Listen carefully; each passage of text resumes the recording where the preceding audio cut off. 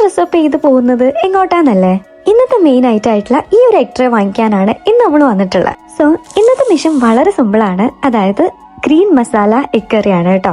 അതിനിടയിൽ എഗ്സ് ഒന്ന് ബോയിൽ ചെയ്യാൻ വെച്ചിട്ടുണ്ട്. അപ്പോഴേക്കും നമുക്ക് ഇതിലേക്കുള്ള മസാല പ്രിപ്പയർ ചെയ്യാം. ഇതിൽ കാണുന്ന എല്ലാ ഐറ്റംസും നമുക്കൊന്ന് സോട്ടേ ചെയ്തെടുക്കാം. അതിനുശേഷം ഈ ബ്ലെൻഡറിൽ ഒന്ന് ഇട്ട് കൊടുക്കാം. നമുക്ക് വൈബ്രന്റ് ഗ്രീൻ പേസ്റ്റ് കിട്ടുന്നതിന് വേണ്ടിയിട്ട് കൊറിയാൻഡറും മിന്റും ഞാൻ ചേർത്തിട്ടുണ്ട്. അത് ബ്ലെൻഡ് ചെയ്ത് നമുക്കൊന്ന് മാറ്റി വെക്കാം. അപ്പോഴേക്കും നമ്മുടെ ബോയിൽഡ് എഗ്സ് ഇവിടെ റെഡി ആയിട്ടുണ്ട്. അതൊന്ന് സ്ലിറ്റ് ഇട്ട് കൊടുത്തു കഴിഞ്ഞതിന് ശേഷം ഒരു പിഞ്ച് ഗരം മസാല ചേർത്ത് ഈ എഗ്സ് ഒന്ന് നമുക്ക് ലൈറ്റ്ലി കോട്ട് ചെയ്തെടുക്കാം.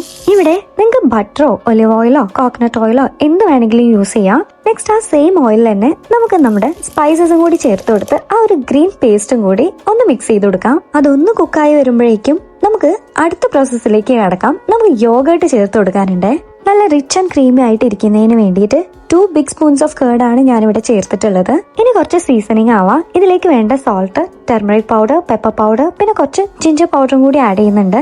ഇതില്ലെങ്കിൽ ഒന്ന് ചോപ്പ് ചെയ്തിട്ട് കൊടുത്താലും മതി. ഇനി നമുക്ക് നമ്മുടെ ഫിനിഷിംഗ് ടച്ചസിലേക്ക് വരാം.